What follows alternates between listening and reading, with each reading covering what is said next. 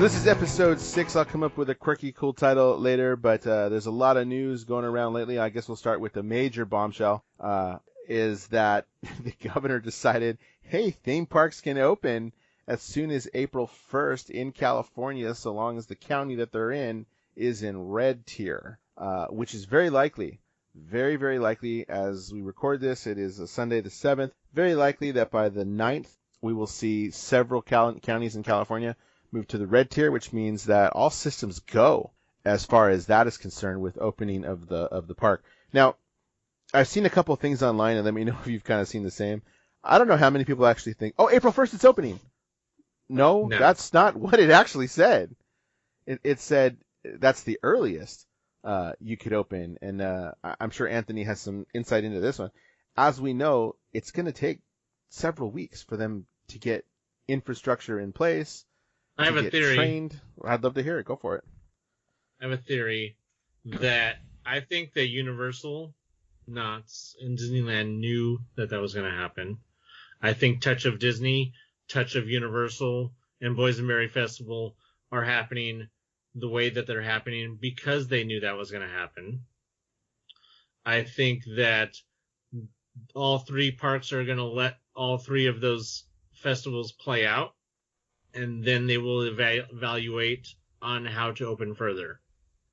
You think it was a way for them to gauge how do we handle this many people in a spot at once and then kind of take it from there?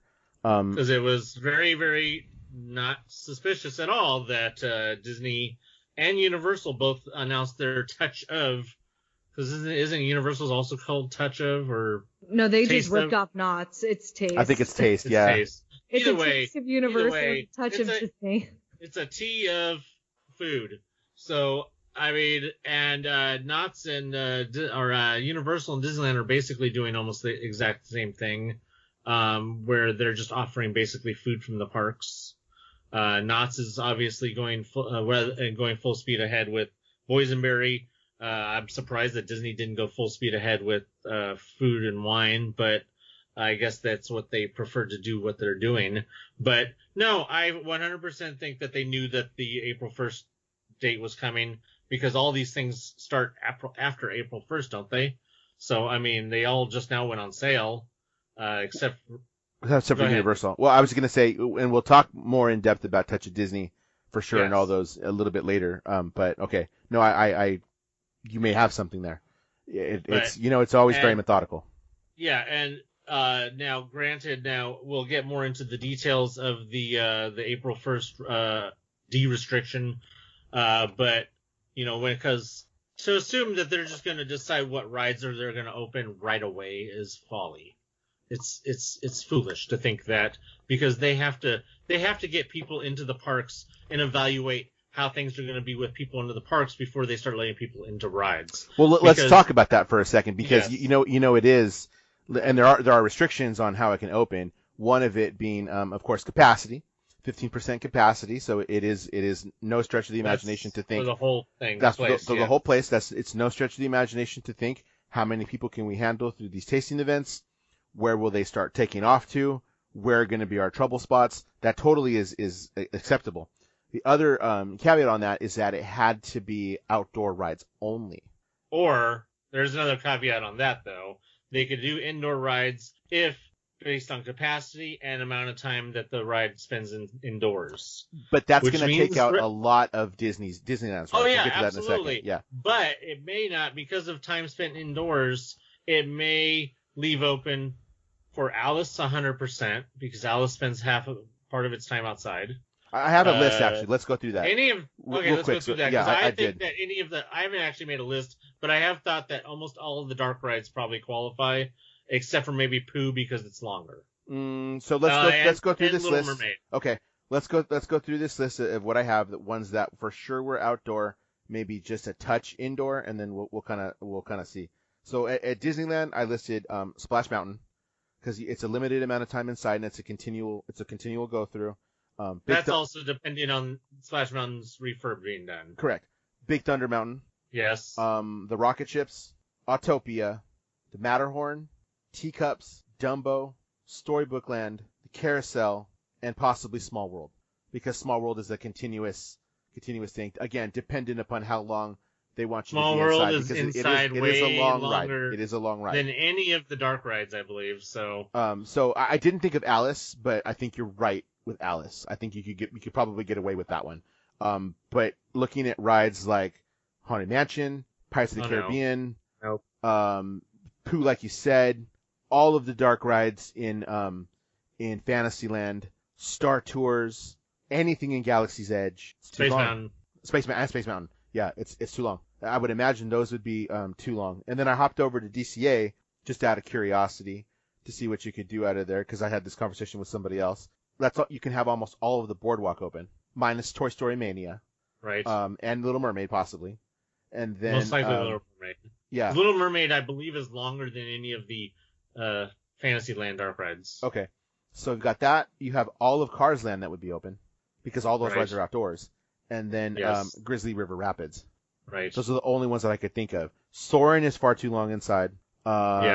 Depending on how other dark rides go, that's where you would see Guardians, definitely Monsters too, where you could see. And then Avengers Campus, we don't know. I'm gonna assume that most of Avengers Campus rides are gonna be indoor. Well, there's only one ride. Okay, well the ride is only gonna be one indoor, so that's probably out. So Spider-Man's definitely indoor. It's still very limiting. It's still very limiting on what you can do. So I'm interested to see how they're going to announce what's going to be there, what the time limits are, because we haven't seen those specifics yet. And I'm sure they're looking at that. I have a feeling that we're not going to see them open until, my guess is June 1st. And the reason why is because that gives them a chance to get all their touch and tastes of out of the way, done, completed. They're not going to open rides during the Boysenberry Festival. That's not going to happen. So my thought was they're going to, and I think Knott's was going to do this regardless. When I think Knott's knew, and when they knew was when Knott's announced they were going to hire 1,700 people. The day they announced they were going to hire 1,700 people. I didn't see that. When was that? They announced that, I want to say that was a week or two ago, maybe a week ago. So that's when, the minute I heard and saw Knott's is hiring, I said, they know something we don't know. And that's when I think that it came out. And I know Knott's was going to do their Boysenberry thing anyway, because they had already done all of that stuff. Then Disney announced their Touch of Disney. And I think what Disney is doing is they're trying to see how high they can charge and who will come and how fast they sell out with no rides. So they know what they can price point at with minimal rides. And Disney knows that if they build it, they will come. Like, people will go to Disney just to take a picture in front of a castle at this point. So Disney kind of has their own thing. And then Universal, I think they're doing it too. They're like, okay, well, what can we do? Where's our price point? They know they're not Disney, so they need to figure it out too. But I'm guessing June, because there's a good chance that we can be low red, if not out of red, by June. At the current rate we're going, it's possible. Right. Yeah. Because we're seeing numbers drop drastically every week. In Riverside, we went from 16 to 11 in 1 week. So the numbers are just plummeting, and I just have a feeling that they want to get all their tastes and touch and smells out of the way, and then June sounds like a really good time to reopen. And it's also that summertime too. Disney ends, because I saw that they extended it. When does it end? No date now, because they said they were going to extend for a couple more weeks. So, and there's no word on those going on sale. So it definitely there it is. They're leaving it open-ended, so that way when they're ready to do everything else, they could say, okay, here's when we're ending, here's when we're opening up. Mm-hmm. The parks. Now let's take it. Go ahead. I just wanted to say real quick about the prices, because she mentioned about them seeing how much they would pay. Now that's not an accurate representation, because as Dan correctly pointed out to me the other day, when you break it down, the admission price to Touch of Disney is only $25, because when you take out $25 for parking and when you take out $25 for the food, that leaves only $25 technically for the admission to have the privilege to walk around.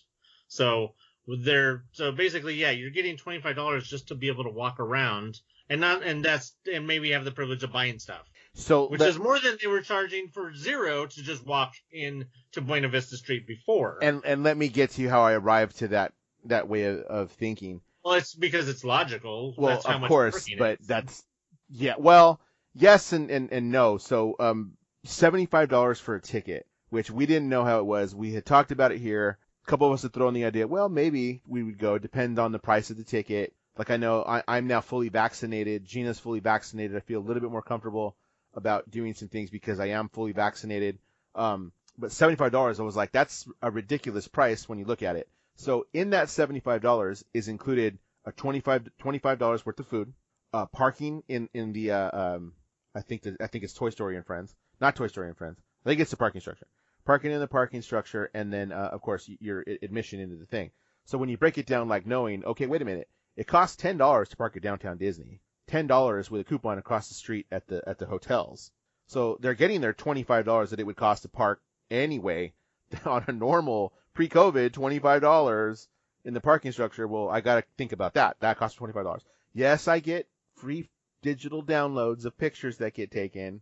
Okay, that's not a huge perk. That's $15 if you want to look at it like that. Okay, so let's look at it like that. There's my $10 of parking plus my $15 a day max pass, so to speak. $25 in food, that means it costs me $25 to walk around Buena Vista Street, which I can do today for free anyway. So when I looked at it like that, I was like, that's not worth the money to me. It's totally not. $25 for food, they're not even doing any special food. I mean, their food is the same food. They may open up a couple more restaurants, but it's not like Knott's where they're like having a food thing. It's like, had Disney made the decision to do the Food and Wine Festival, like I may have wanted to pay the money to go. Right, that's different. Because I mean, I honestly, like, I have zero interest in walking around Disney just so I can eat at the hot dog stand. So no, they're bringing food from Disneyland and stuff over to DCA to sell, because I know some people are making a big deal about that they're going to be selling Monte Cristos, which usually I don't like Monte Cristos either. I share the sentiment, but there are Monte Cristo truists, and it's a big deal that they're going to be selling Monte Cristos outside of New Orleans Square. That is huge. So that's the sort of thing that is going to attract people, is that it's Touch of Disney. They're bringing things from inside of Disneyland as well, certain foods. I don't know what all the foods are. I haven't even really looked at it because I didn't really care. But I know that the whole thing with the Monte Cristos, and that's huge. And if they're bringing that kind of food, that's the draw. It's, now if they were going to be serving Ronto wraps, I'd pay $25 to go get me some Ronto wraps because they're Ronto fucking wraps. Sorry. What do you get for Knott's? What do you get for Knott's? What's the price on Knott's, and what do you actually get out of the ticket? So Rebecca's been going through that menu. It's unreal. Yeah, we don't have time to go through the menu. No, I'm not. No. Hold on. No, Stop. I've gone through many a podcast where Anthony has gone through the whole damn menu. That I don't want to do that. And he even stopped doing that because he knew, like, no one wants to go through this menu but me. It's over 100 different items. No, I have that. Food or drink. But my question is, for your ticket, what do you get for your ticket to go? 5 tastings. 5 tastings. You get 5 tastings for your ticket. And with the 5 tastings, 2 of them can be alcoholic. Okay. So you can get 2 alcoholic drinks and 5 tastings. And the tasting portions are not little. These are full-size portions. And what do things cost with that? Like, what's the average cost, you say, on something you'd get? Between $7 to $10, depending on what the item was. Okay, it's the same prices as what Food and Wine is usually, but the portions are bigger, which is what has always been the draw of me wanting to go to this Boysenberry Festival so many years, and then of course I finally get a pass to go to Boysenberry Festival, and what happens? So based on size alone, you're telling me that the Knott's deal is still better. That's because what she said. If I can, yes. I knew you were going there, but because I don't know how the Disney one works, but if it's $25 worth of food is what I had heard, so I can go waste all that on churros at $5 a churro. $25 worth of food at Disneyland is not as great of a deal as $25 worth of food at Knott's. That's what I'm getting at. Because another point to why I decided not to do this, because if I've only got that 25 thing, I know I'm going to go. I know I'm going to spend more in food. Oh yeah. I'm going to go spend another 30, even if they had the booths. like they do normally for food and wine, I'd go spend, when I went to food and wine festivals or the Lunar New Year or whatever it was where they had food booths, I'd easily spend $30 to $40 in food. Why? For tasting stuff. So not only did I pay $75 for my thing, they can probably get more money out of they you did. Doing just without doing the booths. Because if they were doing the booths, then they'd be like, here's your 5 or 6 tickets. Actually, it probably wouldn't even be that many for the $25 value. It would probably be only like 4 tickets. Here's your 4 tickets. Here, go get your 4 things. They're 4 tiny things. So they know that they can get so much more money out of you by not having the booths and not having the tickets, that by just saying, well, you could get this much food. Okay. And again, why I did it. So again, I would be spending, it goes from $75 that I spent for that thing. All of a sudden now I'm at $120, $130, $140 because I'm like, well, let me get that. Sure. I haven't had that in a long time. Because that's usually the way those food festivals go. I go and I taste everything. When we go to Knott's, if you go because you're usually not going by yourself. Right. Usually you're going with at least one other person. So the kids, if they're like under 11 or whatever it is, they get 3 portions, but they're the same portions as the adults. So like, honestly, when I've gone, Aaron, my husband has 5, I have 5. We've left with still having tastings left because the portions are huge. Like, so I was watching somebody in Walt Disney World at the food and wine or food and whatever the heck they're having right now. Not the arts, but the food one. And they got an elote, and it was like this baby halfy corn on the cob. Knott's a full ear of corn. So that's the difference. Like Disney will take that 1 ear of corn, cut it in half, and charge you $7. Where Knott's charged you $7 for the whole ear of corn. Like, I've never left Knott's taste events hungry. If anything, I've left stuffed to the gills and not wanting to look at food for days. Yeah, at the Disney ones. It's like, last time I told you, remember when I told you I ended up with the big Polish sausages? I ended up taking one with me because I couldn't finish it. It's so much food. But I've never had that problem at Disney. I've gone and tasted at Disney and then go in and had dinner.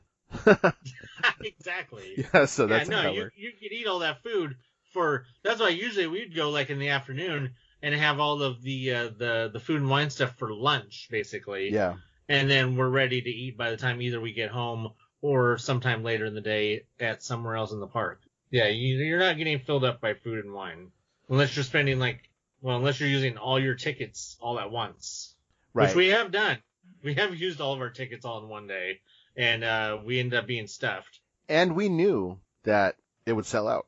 Oh, I knew the minute every vlogger in Southern California and even somebody in Florida, and I don't know how they're going to do that because, no, for this, I don't think you have to be a resident. Nope. Yeah, so I know of at least one person who's based in Florida flying out here for a touch of Disney.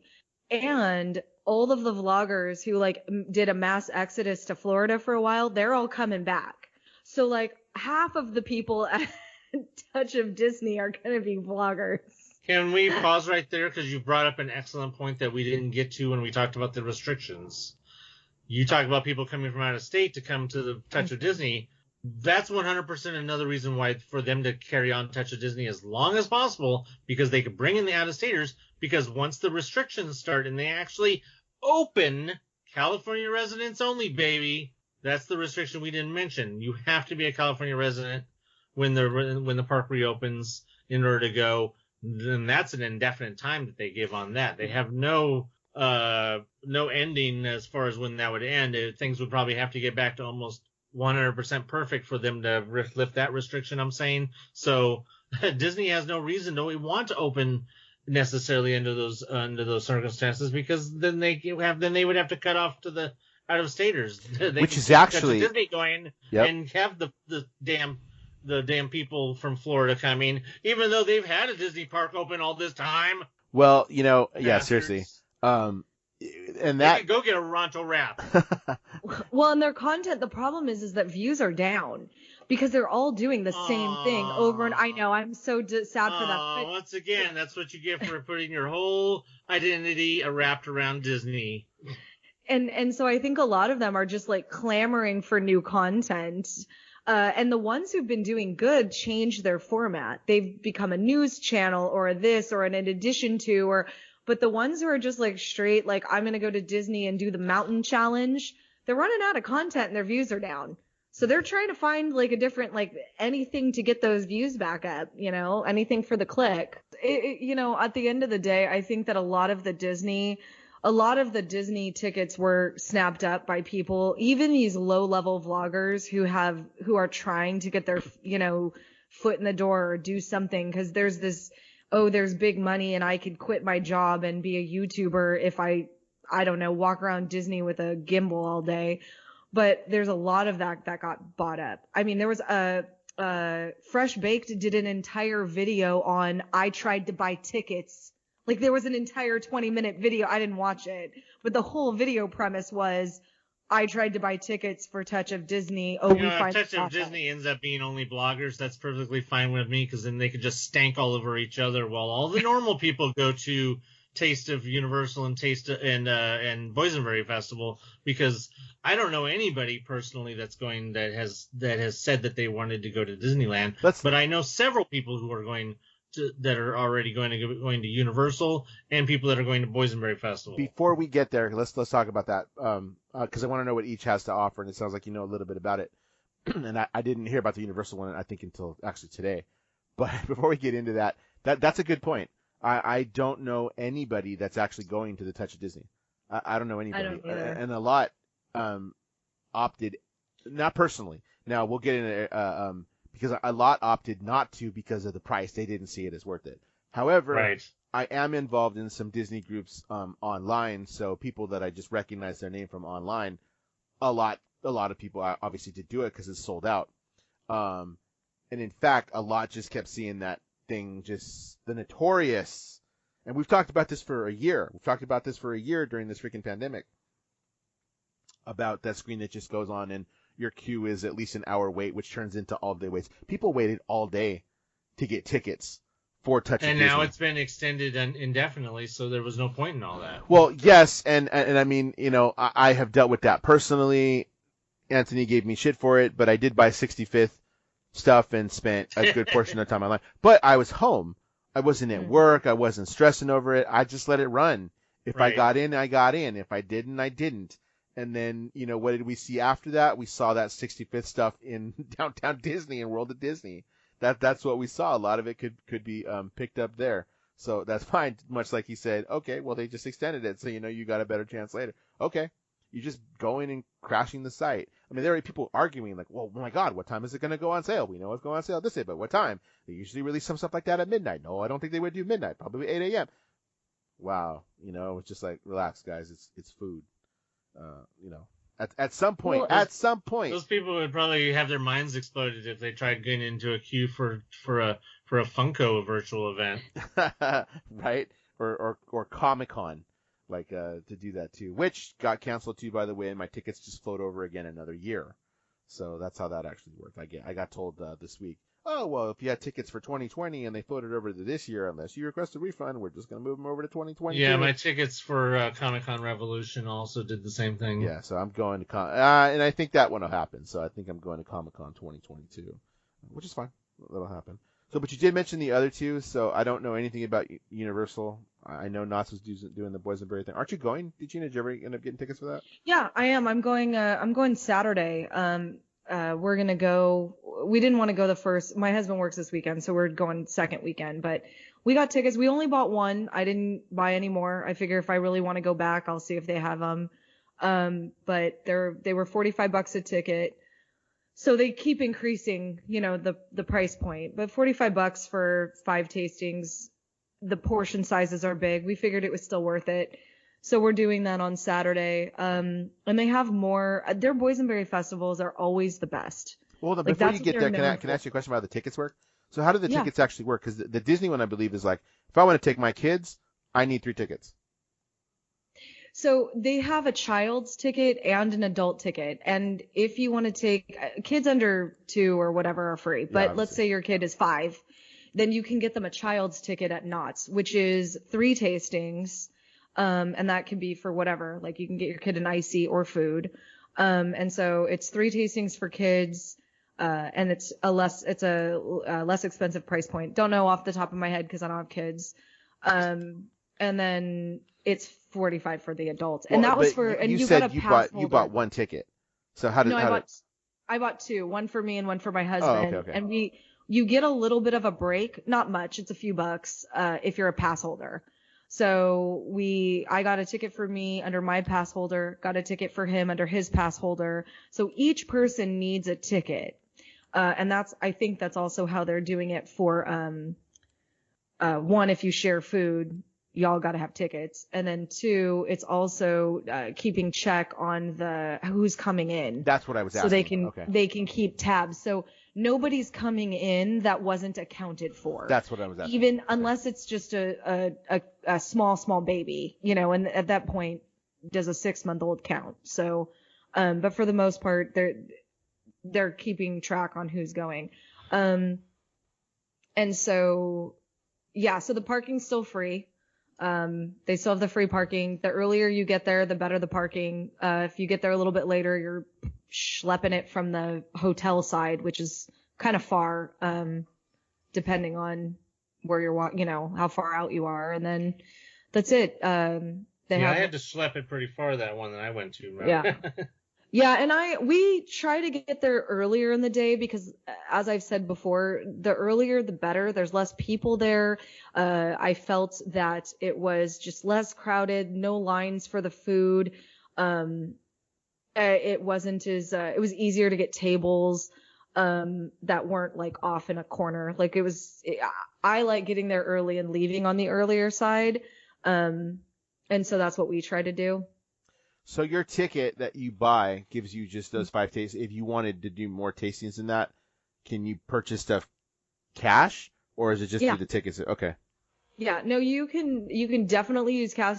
Some people, like, depending on how much an item is, like, let's say the item is only like, let's say $7, and you want to save that tasting because you'd rather get more, a higher ticket item, you could buy that for $7 and then you can spend your ticket, like your, whatever the tasting, on something like the barbecue mac and cheese that's going to be a higher price point. Yeah, that's always what we said about the Disney stuff. That's how you should have worked the sip and savor at Disney the same way. Exactly. Very methodically plan what you were going to do because you got more money out of it if you planned it out. But I'll tell you, 2 people and 10 tastings, it's a lot. Like, I'm like, bring some Ziploc bags and bring some stuff home because some of the portions are really quite large. Well, that's good that you get the value out of that. So the Universal one, incidentally, I happened to click on something and got the Universal stuff. Anthony, did you know anything about the Universal one, or? I'm looking at it right now, so that way I can tell you. That one starts on the 12th of this month, actually. It's basically going to have the whole upper lot open. So Springfield, Wizarding World, Minion Cafe, and Hollywood and Dine are all going to be open for outdoor dining. And they're going to have, Krusty Burger, Butterbeer, grilled cheese with meatball from Minion Cafe, Hollywood and brisket. So they're going to have... Basically, the actual places will have things serving. So you'll have from Springfield, you'll have a cross section of foods from the different places in Springfield. And then in Wizarding World, you'll have a place selling cross section of different things from Wizarding World. And then I assume Minion Cafe and Hollywood and Dine will just be stuff that they serve from those 2 places. So it sounds kind of like a mix between the 2. Yeah, it is. That's what I think so. It seems really cool. That's only weekends, Friday, Saturday, Sunday. I don't think because the others are all every day, right? Whereas Boysenberry also weekend only. I think Boysenberry, let me look, because I think it's only weekends. So that's $44 if you go on Friday. Well, that's $48.18 with tax, or $53.66 with tax if you go on Saturday and Sunday. And then children are $27.38. I see. You get 5 menu items, right? Yeah, you get 5 menu items. and the kids get 3 menu items, same as what you said that Knott's does. And then a la carte items, of course. Right. I was trying to find about parking, because that's kind of a big deal with Universal, because they're expensive, and if that doesn't include parking, then that's a kind of a big deal, but I can't even find it. Additional facts, maybe here. Well, anyway, Gina, did you find that info for where he's looking for that? Yeah, you know what? I think that Taste of Boysenberry Festival might be sold out. Oh, wow. Because I was trying to find like when they were doing it, and the whole calendar is grayed out. So I think they might be sold out. It's definitely, I know it's Friday, Saturday, and Sunday, and then it may be, no, I don't even think they're doing it during, they're not doing it during spring break, it doesn't look like. You can get it if you stay at the hotel. So I think they're still doing festival packages for if you want to stay at the hotel. So I don't see anything here about parking. I don't either. I'm going to assume we're going to have to pay for Universal parking. Studios parking is free. Oh, is it? Okay. Oh, yeah. Okay. I don't see it anywhere, but I heard one of the vloggers was talking about it briefly, about Taste.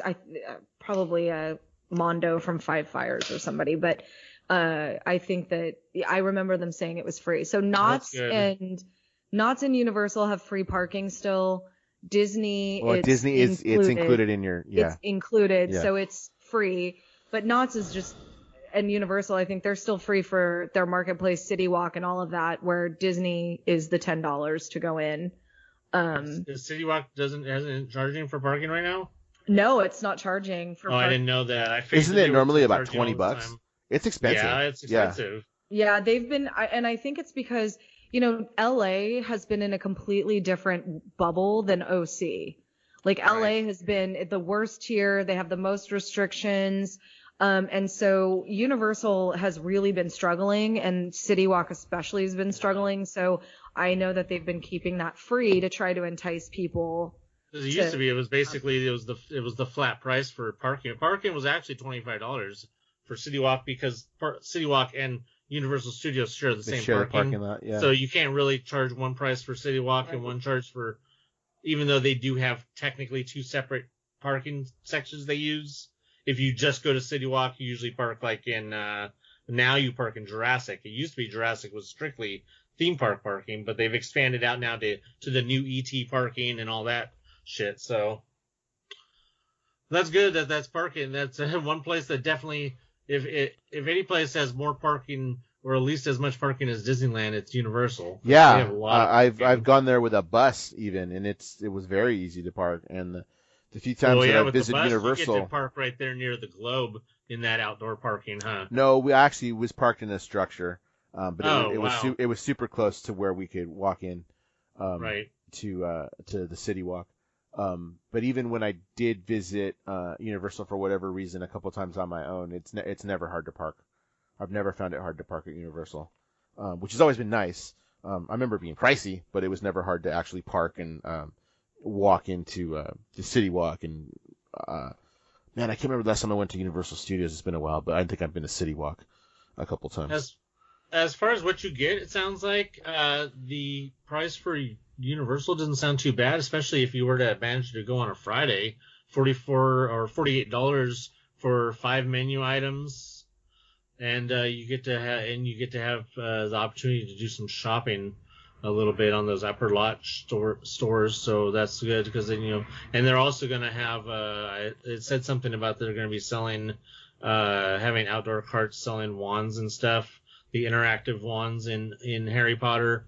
So that way you can still do the interactive wand thing on the windows there. And obviously, no matter what time you go, that land is always good for pictures. I mean, it sounds fair. It sounds fair. They're both for price. This price sounds reasonable for what you're going to get out of it, knowing, you're paying a little bit just for the experience of being there. That basically works out to, if you get 5 items, that works out to just a hair under $10 per item. And depending on what you get, you could easily be getting that value. Yeah. So. And it looks like it's only through the first weekend of April, as of now, where and Disney's sold out as well. So you can no longer get tickets to Touch of Disney. You can't get tickets. I cannot get tickets to Taste of Boysenberry, because I just tried and everything I clicked, it said it was sold out. There are still tickets to Universal. Yeah, I just tried to buy one. When I'm looking at it, but they're only through the first weekend of April. So I think it remains to be seen what Universal is going to maybe do. But we'll see. Universal's between a rock and a hard place, because almost everything that they have is indoors, except for the studio tour. So it's going to come down to basically them charging for, they may just up the price a little bit and then add the studio tour onto the package and just figure out a way. I mean, I'm sure they've already been working on for quite some time on how to set up trams. If you just do every other aisle and put up plexiglass, that's really all they need to do on the tram. So I could see them definitely opening the tram maybe sometime after that and doing maybe a whole nother, either just completely opening outright or doing another, or just extending Taste of Universal and saying, well, here's another $40 you get to go on the tram. Okay, so you know what? I want to bring it back for a second, because we didn't really talk about this. We went through Disney and said, okay, here's potentially the rides at Disney that would open. A lot of the other theme parks, and what Anthony said, something that made me think about this again, because I had wanted to bring it up earlier, but I'd forgotten, was the inability of Universal to take care of some of their stuff, especially some of the shows, because they're indoor.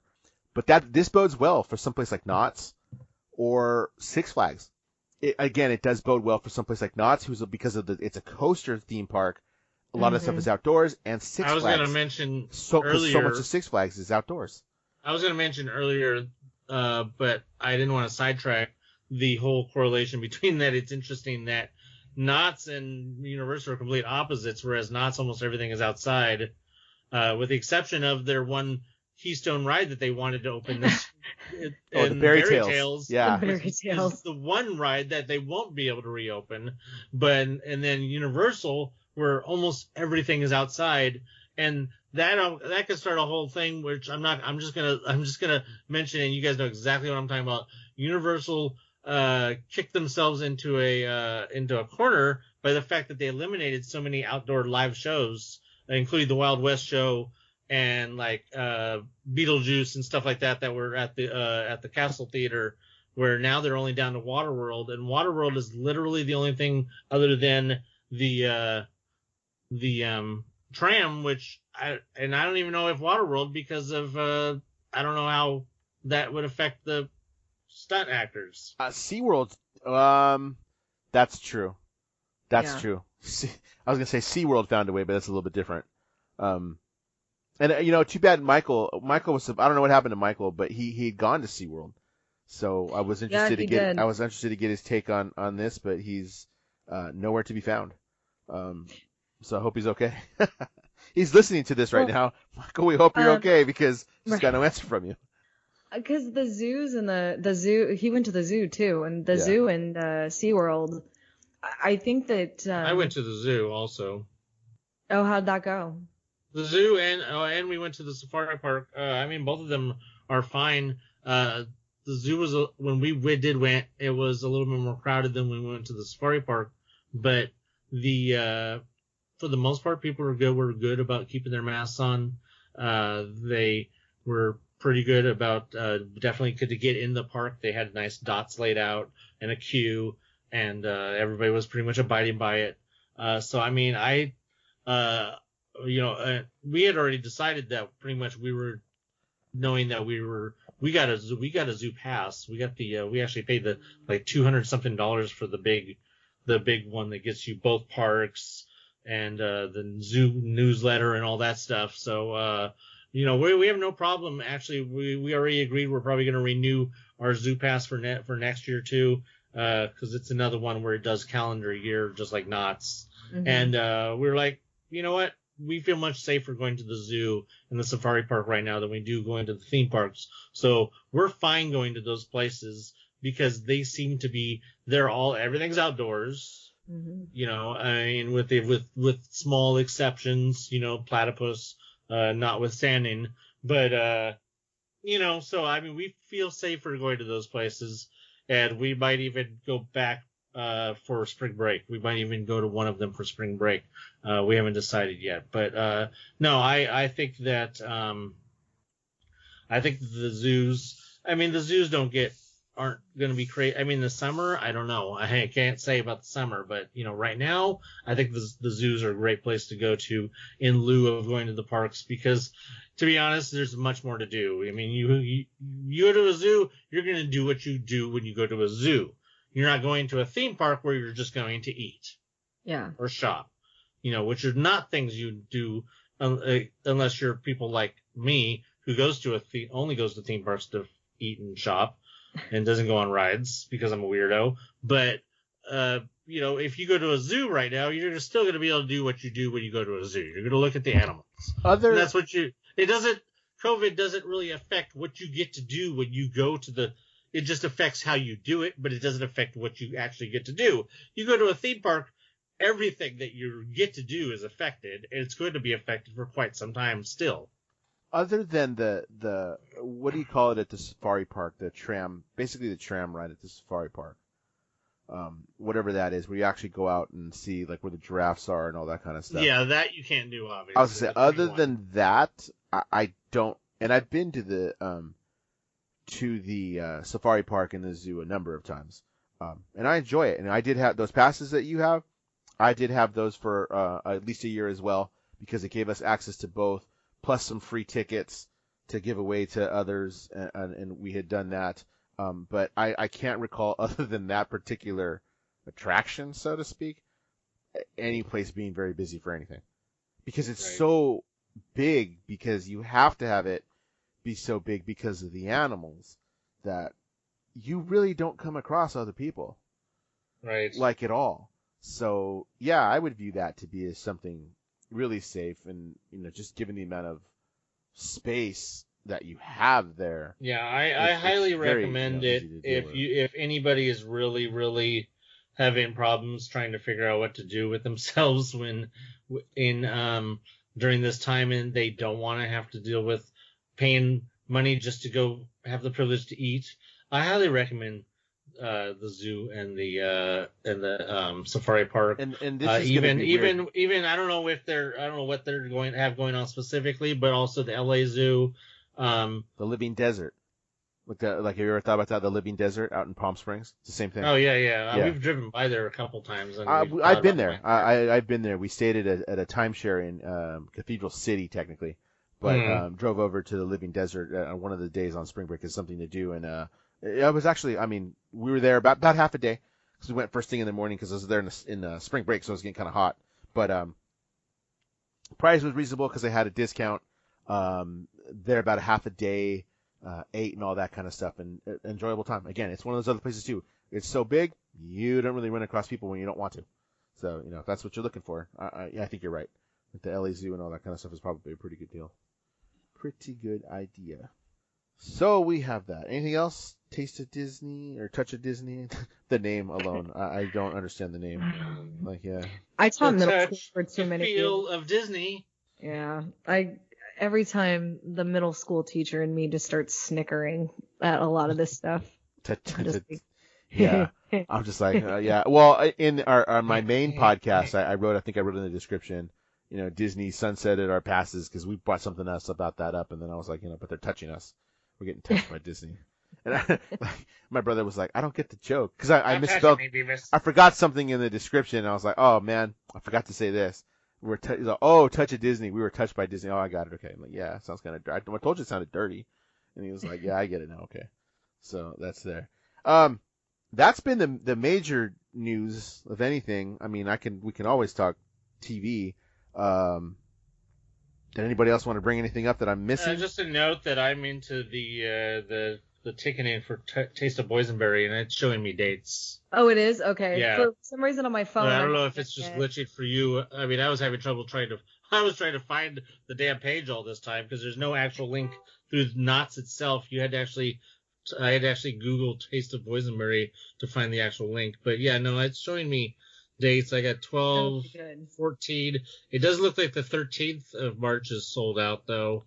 It looks like the 20th of March is sold out. Because I both think those the Saturdays are probably going first. Those Yeah. Saturdays go fast. Yeah. Because when does it start? It starts the 12th? It started this last weekend. It started this weekend. Oh, it already started. Yeah, Okay. it started Friday. So next week is the second weekend. And I want to say it's going. Oh, and it shows it going the whole right? entire week starting the 29th. It's going every day because Oh, of okay, so that's spring break. Yeah.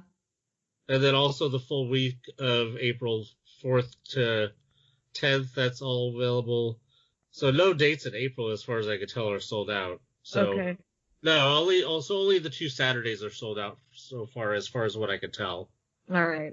So that's good to.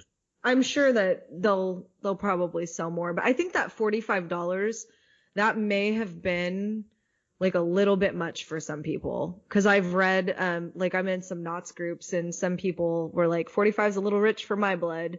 So I think that extra $5 may have been just a little bit much for some.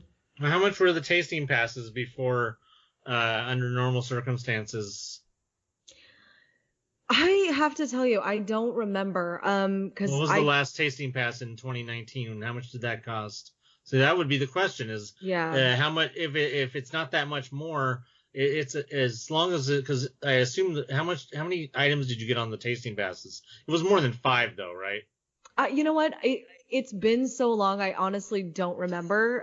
Because back when 2019 is so long ago. It was so long ago for me. But I'm not sure. I know that I still felt it was worth it, but then I had a pass. Like I'm an annual pass holder to Knott's, and so going to Knott's for, a couple hours in the morning or just buying their tasting thing it really didn't seem like as much. And so I think a lot of people are pass holders. And they're like, all right, well, I don't understand why I can't use my pass and then just buy this additional card. Like, there's a lot of that discussion, too. So I wonder if they'll sell out for Boysenberry. But, yeah, I don't remember. Well, they don't have as many bloggers. I've seen a lot of them trying to do crossovers, though. And this new one I've heard a lot of, wow, Knott's really showed me I need an annual pass. I'm like, no, stay out of my park. That's my park.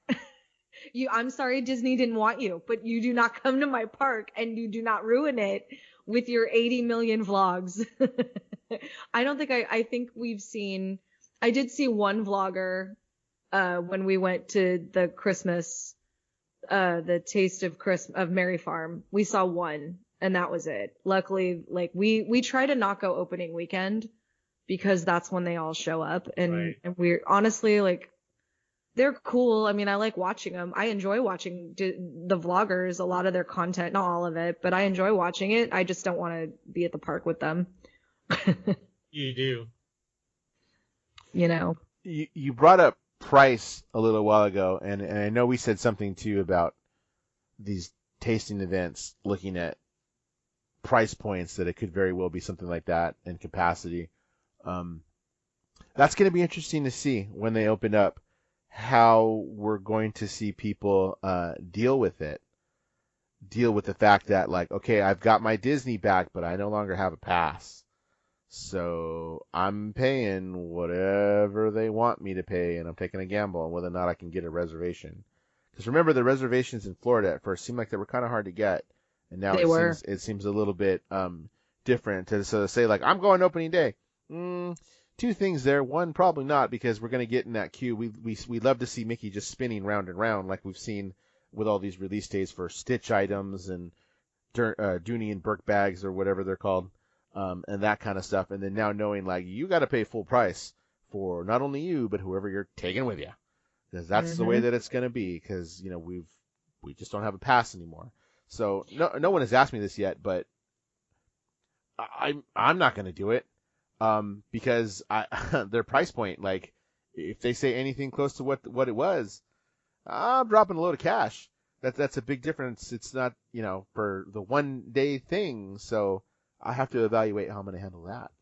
Okay, well, that's too bad. I already have I already have a zoo pass, so I guess I'm going to the zoo. Yeah. Well, my husband even said, because it's just the two of us, and even he was like, if Disney thinks I'm going to spend $100 just to go take a picture in front of a castle and wave hi to Donald Duck, he's like, that's probably not going to happen. And it is $100 a person. To me, it's a little much for me. Even if Knott's was like, okay, well, no more annual passes, and it's going to be, let's say Knott's is $60 a person, I would be like, I don't know if I'm going to go and just to walk around and like ride a train and get robbed. Like there's a point where, I live here in Southern California. I like having annual passes. Much closer to Knott's now too. Oh, yes, I'm very happy about that. And I liked going to the zoo. Like, I enjoy the zoo. I like the fun passes and stuff. And we've actually talked about going there. It's just going all the way to San Diego and back is a little bit, it's a little bit like more of a commitment. It's a whole day trip. Yeah, it's a whole day excursion, which is fine. But, we're not sure if like an annual pass would work for that. But especially to Knott's, to Disney, like having that annual pass the is safari important. park actually isn't that bad. It's only like 45 minutes from you, Orange County, when you think about it, in good traffic. That is, because you figure that's the key is the traffic. The safari park is in Escondido, so I mean you got a much big difference there with that compared to if you're actually going to the zoo proper. Zoo. Yeah. But but you can get away with going to the safari park and not have it be a whole thing. I was trying to get the free teacher ticket to SeaWorld, and for some reason I'm having trouble verifying that I'm a teacher, even though I've sent them the 8 million links to my 50 million credentials. But I was trying to get that because if I got the free one, then getting one just for him, it justifies it a lot more, because then even if we just go like maybe say 4 times a year, it's like, oh, okay, well it was worth it. We had a good time. Yeah. But yeah, I've like, done that just for the day. Just for the day, I've done that, because then you get like a AAA discount or something like that, and it works out like, oh, we're just gonna go for the day. Well, I'm gonna get the free one for a year. Why? Because I don't have to. That's one less I gotta pay for, and then you divvy it up the other way, so you're like, that's affordable for a family. So that makes sense. To me, that's one of the benefits of living in Southern California. We pay a lot of money to live here, and it's nice to be able to have a perk of, okay, I'm going to have an annual pass and I'm going to go kind of when I want, or even if there's a reservation system. Okay, well, then I'm going to look, and these are the dates I want to try for in this month. Okay, good luck. We're going to try for it. It's like, but having that annual pass and not having to pay out of pocket every single time, that's a lot. I think part of the problem is the difference between a Knott's pass holder and a Disney pass holder, and not obviously I'm generalizing. There's a lot of people who have Disney annual passes in lieu of therapy, and maybe they need to allocate their funds a little differently. The amount of just they've turned it into anger that Disney isn't open, and it's like, yeah, it's a bummer. Like I'm sad Disney and Knott's isn't open, but to be like so upset and so angry about it, and I need Disney and I'll do anything to get there, and standing in line for 5 hours on opening day when they opened DCA as part of the whole downtown Disney thing. It's like, wow, maybe everybody needs to take a collective breath and look at their addiction. Maybe this gets funneled somewhere else, because we're going to see not having those, and we've had this conversation before, but not having any kind of annual pass holder for the time being, knowing it's full price, it definitely puts a strain, even on my own, on my own pocket, because it's like, well, I really need to make it worth it if I'm going to be there, go and do it all day. But knowing that they sunsetted that program, and then it's a very high likelihood that payment plans are completely gone. Yep. Then I completely say this from a point of privilege, but I will purchase whatever the next annual one is, even with if it becomes something like, well, you pay this price and it's not quite as much as it was before, but we know it's still going to be pricey. All up front, you got to pay for it in cash. Okay. But, we can kind of guarantee you this. Okay. I'll do it, because that's probably still going to be worth it to me financially to do that. And saying it from the place of, privilege, I can afford to do that. Well, and I think that their whole point, like Disney saw this as like, this is a perfect opportunity to do what we've wanted to do, which is to cut out some annual pass holders, because man, they flat out admitted that. Yeah. Yeah, because those parks would fill up, and I've been there when it's shoulder to shoulder to shoulder, and honestly, it's not fun. Like when you're there and it's just so insanely crowded, and I'm 5'1", so it's not fun for me when I'm at armpit level of every single person at Disney and I can't move, and I'm trying to see a show or try to get to the next land or to just find something. Oh gosh. And so like for me, that's what's difficult. Like for me, that's what's hard, when there's too many people. So, and yeah, do I have the money? Maybe. I don't know. It depends on how much it is. If they're going to be like, all right, it's $1,500 a person cash up front. Well, that's a conversation that I'm going to have with my husband. Do we want to spend $3,000 on Disney passes so we can go whenever we feel like it? Or do we go, well, we're just going to go once this year and we'll just drop the single ticket? But for somebody like Dan who goes all the time, then that's he's like, yeah, I'm in. And it might even benefit him because now he's not shoulder to shoulder with every single person in Southern California who can get the lowest level pass, because I'll tell you, when you go to Disney on a blackout date, I mean, unless it's like New Year's Eve or something, but like if you go in June on a blackout date, it's less crowded than it was in May when there weren't any blackout dates. It's a completely different park. And it's more fun. It's more fun when there's less people. Oh yeah, that's why that August day when there was always that one August day when all of the blackout, all of the lower passes would become unblocked, and all of the the higher APs would be clamoring to go during those first 2 weeks of August before all of the normals come back. I'd be there the day before because I knew we can't go that day. Why? Because they all come back that day. So we're going to go the night before. So, and I was, all my passes, and I know, again, I speak from a place of privilege.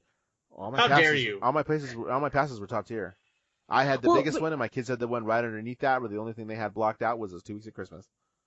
Wait, but your place of privilege is also, it's like, you allocate the funds for that. Yeah. Like, that's just it. And it's like, some people. That's not privilege, that's responsibility. I guess, yeah, okay. I mean, I'll take that. That sounds better. Yeah, because I mean, you're looking at it like, okay, well, my kids and I do this instead of doing these other things. Yeah. That's it. It's like, it's just an allocation of funds. And even, even people who, maybe don't make a whole lot of money or they're, they're scraping by, people find the money to do entertainment. So maybe they're finding the money to buy the newest PlayStation where you're going to take that money and go to Disney. So it's just, honestly, it's just looking at the funds. But I always bought the top tier pass when I bought Disney passes. It's been a while, but we bought top tier because I want to be able to go when I want to go. Mm-hmm. I don't want to go when I'm, again, shuffled through with everybody else. It's like if I want to go on a July Saturday night, I don't know why I would, but I could go. And I honestly, did plenty of times. I hate paying for parking. Yeah, that's it. So I'm going to choose whatever pass gives me free parking because I don't want to dole out $25 and then circle the Disney and Friends parking structure or whatever it is for 17 times until I can find something. Like that's not what I want. I want to go. I want to go in, park, and off I go. So and I've never had a pass where I didn't include parking. Yeah, and parking always stresses. Part of the reason I go to amusement parks in the morning is because I know I'll find parking, and lack of parking gives me raging anxiety. So like when I roll up to Knott's Berry Farm for like the Knott's summer night, and I'm like, there's no parking. No, I would rather like figure out how to Uber there at that point. Cause it's like, I want to know I can find a place to park. I hate that, I wish that there was a better system for parking and almost all of them. Even Disney, who has they're like the best at it. They struggled with parking sometimes. There's little quirks to it, but it's okay. It works out. So yeah, I don't know. It just kind of depends how things go. If they announce, and there's all kinds of rumors about, we may introduce this pass and this pass, as things kind of settle out, and okay, like I can wait. The only exception may be Christmas. I may try to do something for Christmas to make that, something special, because we missed out on it, this year. So maybe a Christmas thing. I could see myself paying full day to do a Christmas thing anyway, to just for the picture opportunities, and then know, like, I've been here enough that I know how it works, what you can get on, when you can get on it, and to get those picture stuff, because we were robbed of that a little bit this last year, and I'm not gonna cry about it, but it was like, yeah, okay, we can make this work, and whatever they offer as a pass, I will seriously look into it. And I know a lot of people will, and I know honestly a lot of people will be like, it's just too rich for my blood. And, Yep. Okay, that's okay. It's I'm not gonna lie, it's meant to be. It's meant to be, and we've said this. You either play big or pay big, or you stay home.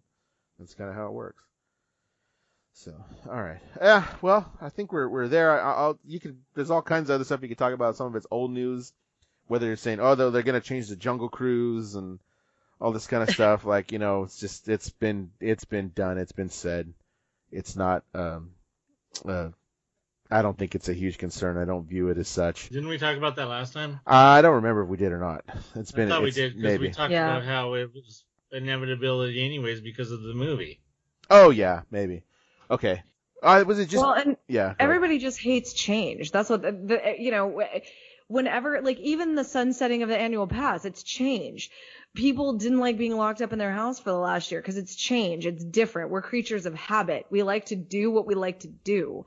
And whenever somebody comes at us and they're like, we're going to change this, there's this, like, pushback of, like, no, why? This is my childhood. I haven't bought a You are potato head in 40 messing years, with but I'm mad history. you're doing this now. No. Yeah. There's two people that are always famous for people putting ideas on them that never were actually there, and that's Walt Disney and George Lucas. And there was never a pass under Walt. Michael Eisner is the one who started I think the pass program started under Eisner. And people all the time, oh, Walt's spinning his grave. You don't know Walt. You don't know Walt. I was literally just going to ask you, partially to just piss you off, if you thought Walt was rolling in his grave at the thought of a pass holder program. Literally because I knew it would piss you off. There's and I'll always say there's a reason why Walt had Roy, and that's because Walt was shit with money. Yeah. Walt would have spent all the money on everything if Roy wasn't there to grab his arm and be like, what are you doing? Walt, we can't do that. Yeah. We don't have the money. There's always an idea man and the businessman, and they gotta go. You gotta have both of them. If the seeds for Walt Disney World hadn't already been there, Roy wouldn't fuck Walt Disney World. He only finished Walt Disney World because Walt wanted it so bad. Yeah. If Walt would have been about it, or if there hadn't been so much pre-stuff on it, Roy would have said, well, Disney World? Florida? Nah. We'll just sell that property back to somebody else. And then there would have been casinos everywhere. I don't know. But no, there's a reason. People don't know that shit. People don't know shit. Walt Disney would probably be like, yeah, that's fine, change it. There's literally a quote for everything. And how can people complain about change at Disneyland when Walt literally said that Disneyland should never be finished? Yeah. Yep. He literally said that, and yet people sit there and act like Walt Disney would be so pissed off about change. Are you stupid? I mean, come on. And different things come into fashion, right? Like, there's different, now, Tiana is big. Little kids love Tiana as a princess. She's a freaking princess. Like, that is a big deal. Show me a child who remembers Brer Fox and Brer Bear. I barely remember them. And I'm 43. I mean, I think I read the short story do you guys remember that Walt Disney children's book from the 80s? There was a short about Brer Fox and Brer Bear, and I read it. And so I vaguely know who they are. I have never seen the movie that goes with it ever in my life, and I have no desire to.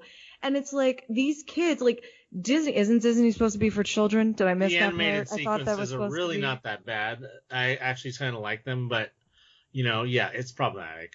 I mean, well, and as we evolve, We could go into a whole thing as right now about all the people that are pissed off about those 5 Disney movies that were just pulled from Disney Plus for children for under whatever 7. Oh yeah. Yeah, and here's the thing. At the end of the day, Disney is a corporation who wants to make money. And if they think that they can push out merch and tweak a ride and get a whole bunch of more people to like, man, when I was 7, I saw the Princess and the Frog ride, and now I'm going to take my kid there, and we're going to do this and whatever, then they'll do it because that's what companies do. Like, the whole point of a company is to make money. Knott's does it. Cedar Fair Park is doing it. Like, Universal does it. Like, that's what we do. If you own a company, you want the company to make money. I don't know one person who's like, I think I want to create a company simply to lose money. I mean, unless you're doing it as a tax write-off. And it also, on the flip side, it tells you something about Disney that for a company that definitely wants to make money, they still refuse to release Song of the South. Well, which would make them money. They would make tons of money if they released it, but they're like, well. Well, and you've seen it, Anthony, because you just talked about the cartoons, and I've seen it too. The cartoons are okay. There's some stuff that you're like, that's a little questionable, but it's really the Tar Baby is the most questionable thing. But like the stuff with Uncle Remus, it's not even the Tar Baby itself; it's the word. Yeah, the stuff with Uncle Remus actually isn't bad. It's just not an accurate portrayal of how things in that time period would be. Is really what it is. It's basically, it's like glorifying that time period, and it's sort of like almost excusing it to a point. And if I'm, I don't think it's glorifying it. I think it's just sanitizing it. I'll go with that. That's a good way to put Birth of a Nation is glorification. And I'll go with that because I believe it takes place post Civil War. So it is. It's supposed to be Reconstruction right. So it's supposed to be Reconstruction era. So the way Uncle Remus is treated by these white kids is like he wouldn't be treated as kindly by these white kids and the plantation owners as he is in the film. Because the film itself, other than the scene or even just the word Tar Baby that he's talking about, is probably the worst of it.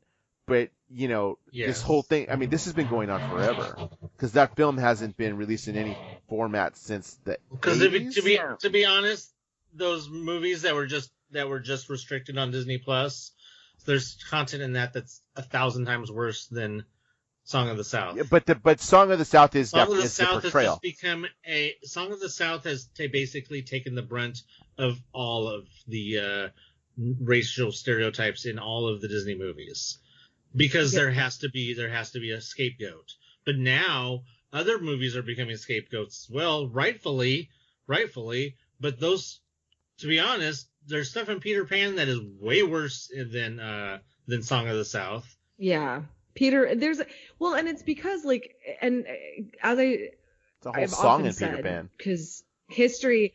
Like I have a bachelor's in history. It's like when you look at stuff historically, history is problematic.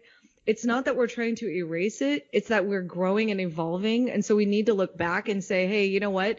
This is the way that people thought back then. It's not accurate anymore. And it's not necessarily like, oh, hey, let's cancel it or let's take it away or let's, ban it. It's that we need to say, hey, this isn't accurate and we don't think this way. You need the context. You need the context. And people were furious that there was that warning, like, oh, at the beginning of some of the cartoons, like, oh, hey, we don't think this way anymore. And people were losing their mind. And I'm like, wait, this is a good thing. Look, they're still giving it to you. It's not banned. It's not canceled. Yes. It's just saying, hey, teach your kids that this isn't the way we think anymore, because kids are little sponges and they're just going to soak that up. And subtly that stuff is, it's not the way we think. Unfortunately, the people that are getting pissed off about those things have already expunged enough garbage into their kids that it probably doesn't even matter at this point. But that's a whole nother thing. So, I mean, I just think it's counterintuitive that the idea that, you're going to recognize the context and, take actions on that, but then you're still going to have this other movie which is acting as the scapegoat for all of it. If you're gonna restrict it or put the notifications on there, release Song of the South onto Disney Plus, put the context on there for it, and let people see it for themselves, and then decide for themselves how much worse it is or not worse than, say, the Native American or stuff in the Peter Crows Pan, and Dumbo, or the Crows and Dumbo, Crows and Dumbo, yeah. or the Asian stereotypes Aristocrats, in Aristocrats, or even Lady and the Tramp. So I mean, you know, well, and Disney, remember, like, Disney has, like, and this is something that I think is lost on some people. Disney has a brand, and they're what's on brand and what works for them. You know, Black Cauldron is like this, for years was like this underground VHS that went from hand to hand in like certain circles because Disney refused to talk about Black Cauldron was made. And, you know, I knew a lot of people who loved that cartoon or whatever. And it's like, well, it wasn't on brand for Disney anymore. So Disney didn't release it. They didn't do anything with it. And it's like, Disney wants to release and push what it wants to release and push. And you're not going to get Cyan Am merch. Well, You're going to get free. Well, with Black Cauldron's kind of special. It's a little different because I know what you're talking about with some of the sorcery stuff and some of the demon stuff that's in the film. But the Black Cauldron was released at a turning point for Disney where those aren't the best years of the studio. And animation is somewhat subpar in that movie. And there's a whole thing for Disney where you're just like, this is Disney. But it was intended to be their kind of Lord of the Rings, because that stuff is a trilogy, and since that movie didn't perform well and the animation is kind of subpar, it got dropped. I would love for them to finish that story one of these days or redo it. That'd be great. But I'd like to point out a correlation between the fact that Black Cauldron came out about the same time as Annual Passes started. Oh, really? So, well, if I'm right though, like at that point, if I remember correct, and correct me if I'm. That was all during that peak beginning of the right, Eisner but era. there wasn't a lot of money in put into the films at that point, especially the animated. There wasn't, because that was before the renaissance of Little Mermaid and all that. That's the period where I was, because that's kind of when we were coming like up, because there's a whole bunch of Disney, like maybe I grew up on Warner Brothers. Yeah, like I was much more of a Warner Brothers person. Well, and my dad loved that kind of stuff. Like I grew up on Bugs Bunny. My dad loves Bugs Bunny. Like it was a thing. The first movie I ever saw in a theater was in Drive-In, and it was Rescuers, which is basically at the end of the 70s peak. So, I mean, but then you had after that, that's when it started to go downhill to culminate in Black Cauldron. But yeah, no, I grew up with Warner Brothers. So because the 80s were like, this is what I remember from Disney in my childhood. I remember when we got cable. Yeah, I remember that. And I remember that my mom paid for the Disney Channel. And I remembered Welcome to Pooh Corner, which was amazing. Yes, that was the best show. And I remember Mousercise with that very perky woman and her very short Karen haircut. And yes, Disney Channel definitely made up for Disney's failings in other areas. And that was Masterpiece Theater. Yes. With George Plimpton. But that was it. I don't remember, like, the early 80s Disney movies were like, the 80s movies of Disney were wah-wah. Like, they were not, there was a resurrection for them. What was I, almost in high school when that other stuff? Little Mermaid was 89. And then, by Lion King, I was just getting out of 6th grade. Yeah. Yeah. Well, the 80s basically belonged to Don Bluth. Yeah. But we just got finished speaking about privilege. You both, if you were watching that, were privileged in the 80s, because I didn't have that. I didn't see a Disney Channel until I was 14 years old, because cable came much later for me. Yeah, my family, we were big, like our only entertainment was television. My dad was in aerospace in the 80s, so he was on again, off again. Like we were feast or famine. But we didn't go anywhere. I was not raised in a family where we went camping or any of that stuff. So, like our only outlet, once a year we went to Vegas. We were doing all of those things. Yeah, see, once a year we were camping and watching TV. And all we did was TV. Like, I grew up on television. It was always on in my house. So my parents paid for cable very selectively, but they did get the Disney Channel. Also, I was a latchkey kid.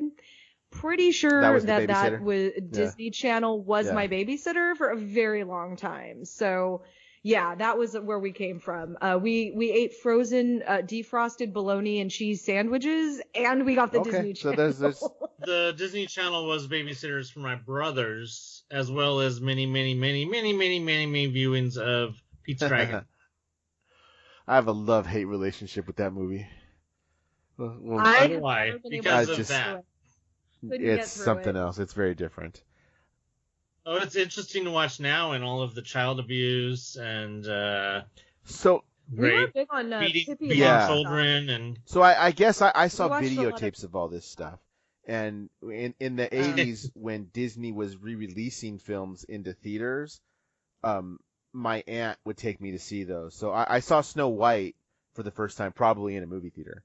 I remember going. I never seen Snow White in a movie theater. They had re-released these movies, and they did. They went through a period where they re-released movies into the theaters, and I remember watching it in a movie theater, for the first time. Yeah, we didn't go to any of those re-releases. Which well, is a I bummer, think because they had grown stuff. up with a re-release of that movie when she was little, so it was like, oh, okay, well, I'm gonna take my my nephews and my aunts, I think 15 to 17 years older than me, something like that.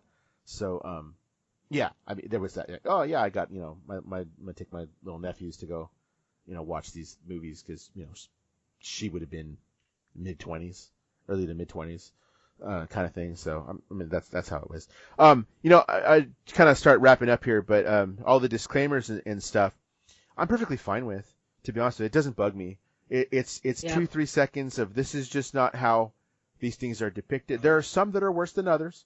Admittedly, there are some that are worse than others. There's a whole slew. You said Warner Brothers. There's a whole slew of cartoons that Warner Brothers doesn't show because of depictions. The thing with Warner Brothers and going back to Mousefire, I've talked up Warner Brothers and how Warner Brothers has taken the lead in making sure that their classic catalog is still viewable and beloved by everybody because they make it available as opposed to classic Disney, which is not.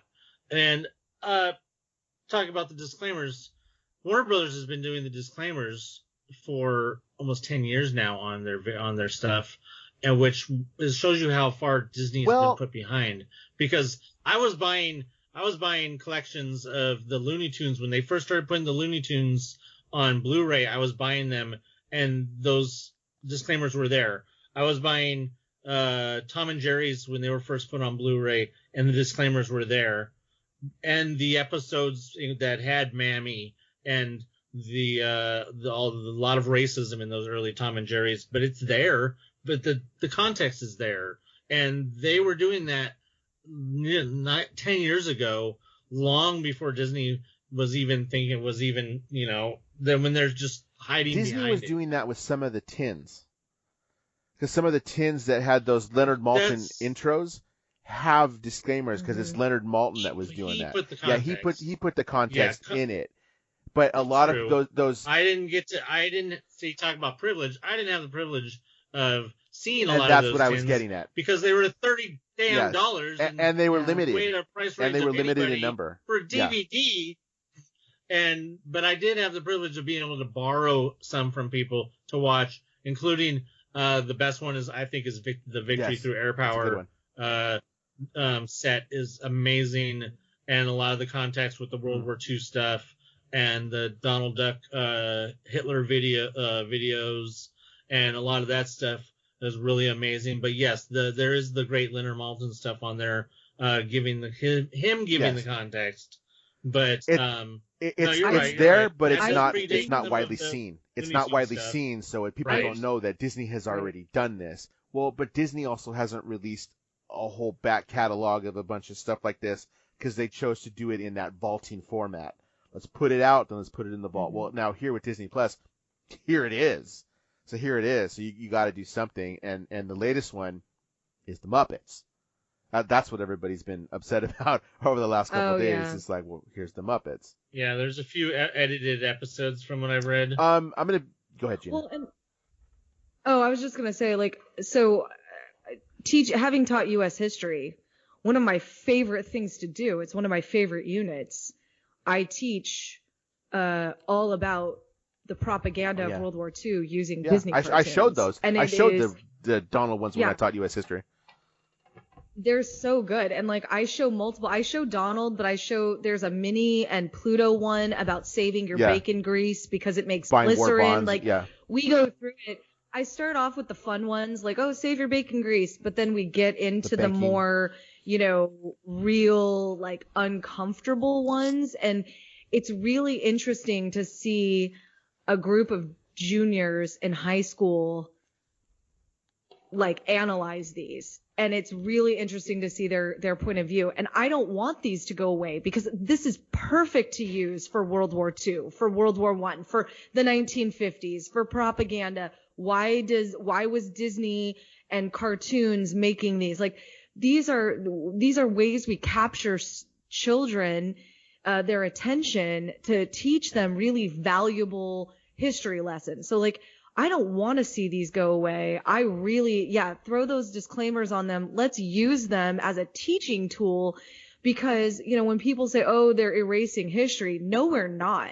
As a history teacher, I'll be the first one to say we're not erasing it. We're teaching, we're showing, we're evolving, and we're using this stuff to get kids to critically think. And that is so important. And I thank Disney for like I can find that stuff on YouTube.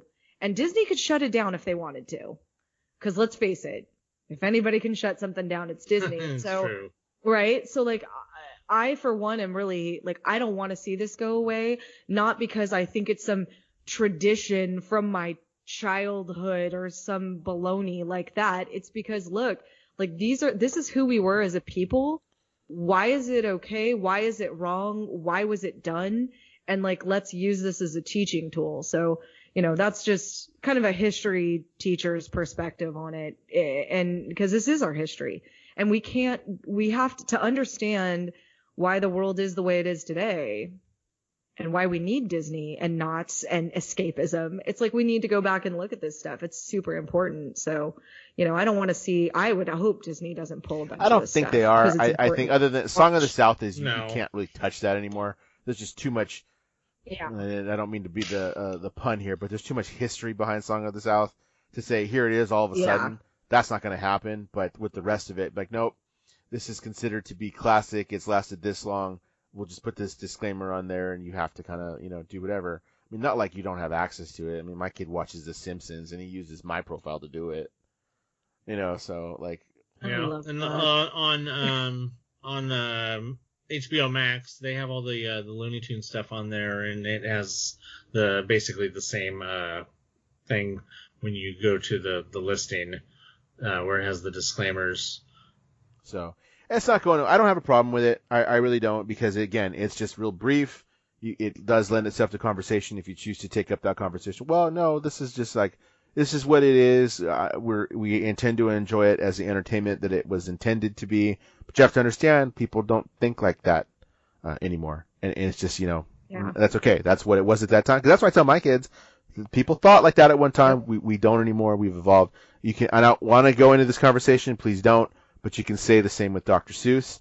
With the Dr. Seuss books, it was his estate that decided to pull them. And Dr. Seuss himself, when he was alive, made admissions that, like, stuff that I did and cartoons that I did during a tournament, they were wrong. And I am trying to evolve past that. That's fine.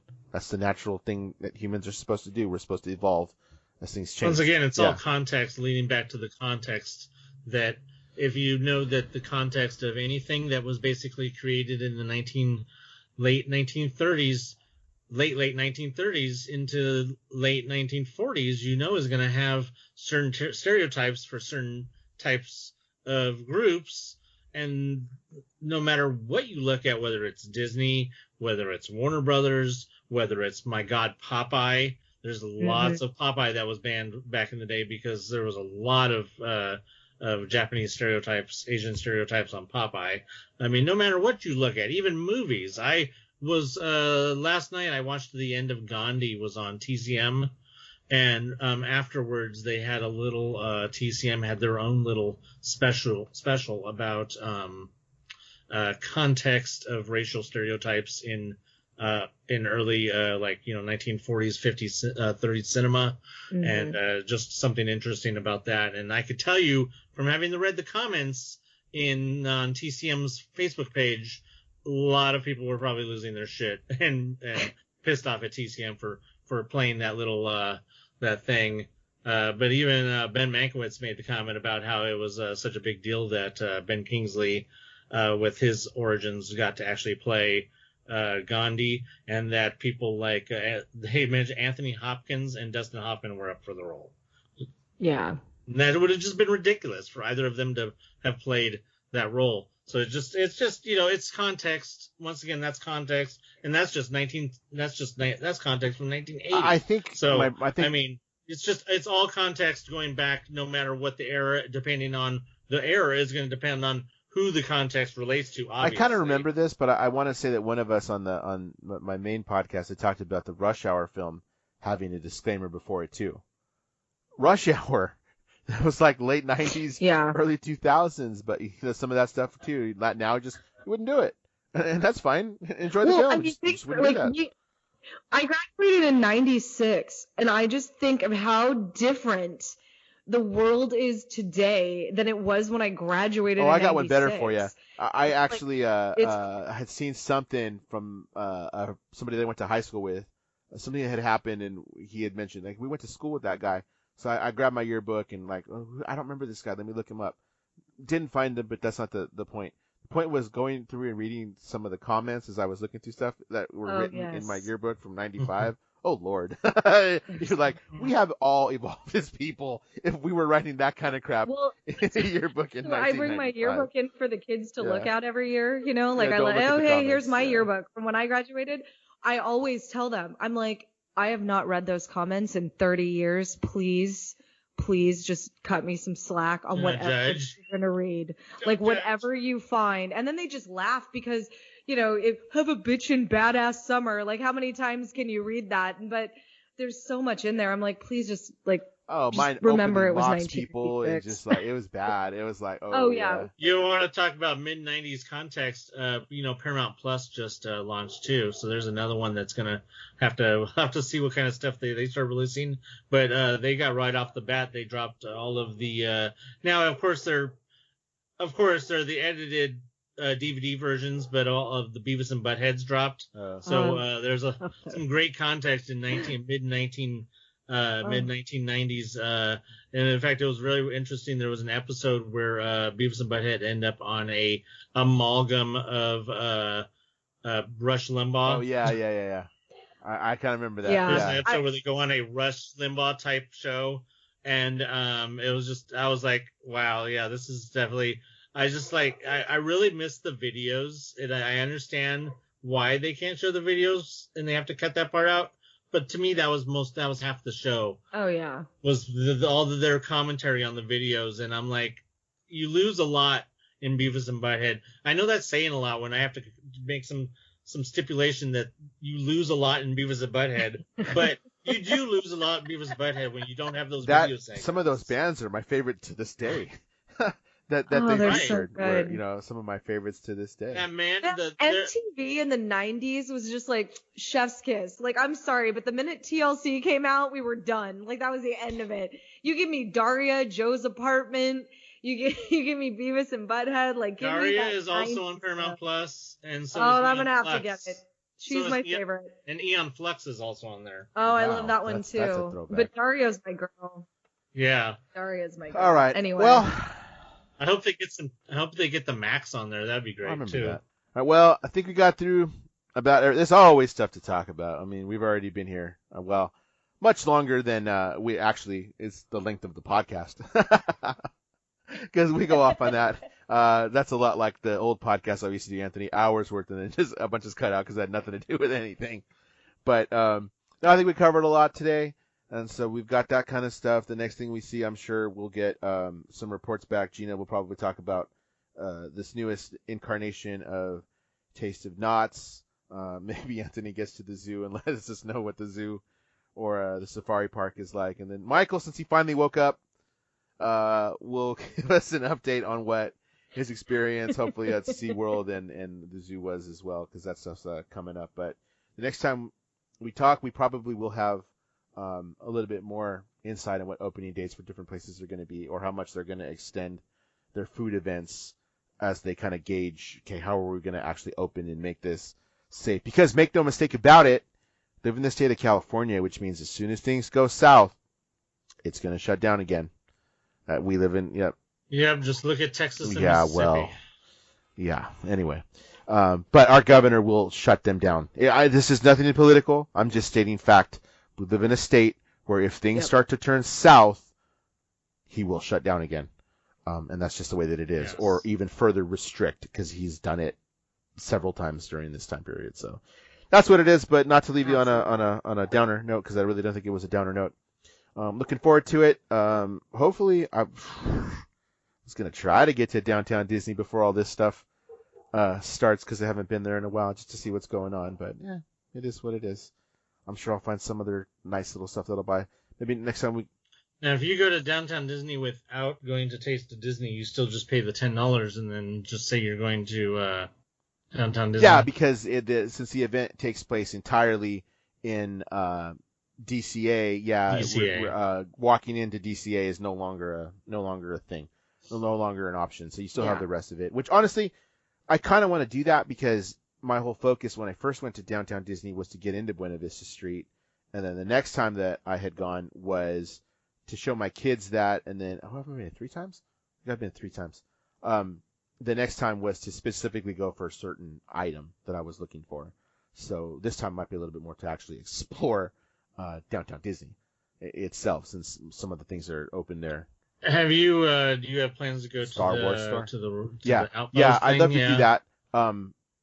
If you go there and they still have those sippers on sale, Yeah. can you give me one? Yeah, before I get going to that, if I make it. You know what? I haven't heard a lot about that. Once that did open, a lot of people were saying, man, the wait was a long time. People were getting there in the morning and putting it in and then going home and getting a text at 4:30 in the afternoon. Okay, you got an hour to come back, like to get in line. Uh-huh. So I haven't seen what it's been like lately. I can't imagine it's as busy as it was. I don't imagine it's going to be. I don't know. Are there going to be ins and outs to Buena Vista Street when the Touch of Disney happens? That's something I'll have to look into. Because if there's not, if you kind of have to stay in, then I wouldn't imagine the Outpost would be as busy. I think the last time I heard, as one of the vloggers went, it was like a 2.5 hour wait. So you might want to go on a weekday. Yeah, I was thinking that, and we do have spring break coming up as well pretty soon. So that's probably sounds like a spring break trip to get there in the morning and put in my res. And now that I know that I can safely get something to eat as a snack of sorts. I'll probably try to make it work. Yeah, I'll talk to you about it before, Anthony, if I decide to do that trek, which would probably be towards the end of the month. Because, the days are flying by now. Right on, because they got that sipper, the one that looks like the thing that Jabba's frog is in. Okay, cool. I haven't seen that. I didn't. I have to look at that. I heard that the decor in the place is really cool, though. I'm looking forward to checking that out. But I didn't want to be there all day. Like, just because I heard mixed don't want to be reviews. there all day. I heard that it's kind of cheesy and that they could have done more. I also heard it looks cool. So, like I said, I've heard mixed things. I'll let you know if I make it. I mean, if they had Imagineers getting in there, I mean, they didn't put much thought into it, I guess, but I mean, I'm sure they weren't given much to work with. Probably not, but it was a natural, and I think we talked about this. It was a natural place to do it because you could make that work because has that rainforest feel already in a like abandoned spot. Well, I heard also that they're not actually taking advantage of the whole restaurant, the whole dining area. That it's actually just limited to the Rainforest Cafe. The actual gift shop. Okay. They're only using the what was the existing Rainforest Cafe gift shop. Where I think we all assumed when they announced that they were going to use the dining room and have a big shop. Whereas this is only that Rainforest Cafe gift shop isn't that big. So I think there was a lot of misconceptions about that. And they went small when we thought they would go big. So we saw that and we'll let it ride. So, okay. I think that's going to do it for today. So on with regular life now. It sounds so. We'll talk to you all soon. It's always good to have a combo, guys. Have a good one. Guys, Bye, guys. Bye.